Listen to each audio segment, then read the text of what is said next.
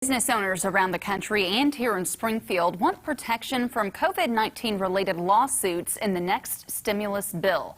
Senate Majority Leader Mitch McConnell says he will not pass a bill without business protections. Our David Chasnoff joins us now. David, how would those protections work? Yeah, Heather, courts would most likely throw out a case that has no signs of gross negligence. An example of that could get a business sued, not following health guidelines.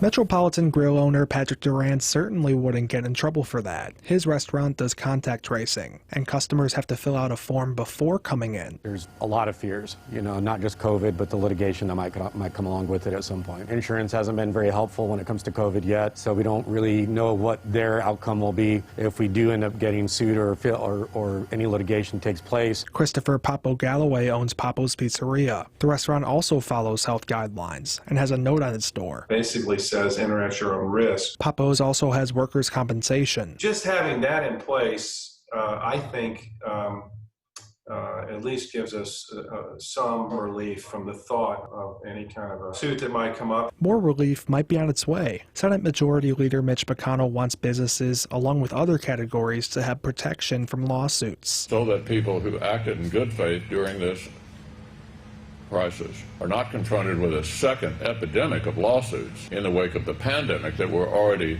struggling with. Hopeful that there is some common ground that our government can have take place in this situation, that they can come to an agreement that it's good for the economy and it's good for businesses, not to be looking over our shoulder. The heads of the health departments, they're saying that if you took the restaurants out of the food chain, then there wouldn't be enough food for people. So we need protection. We need the ability to operate and sleep at night at the same time.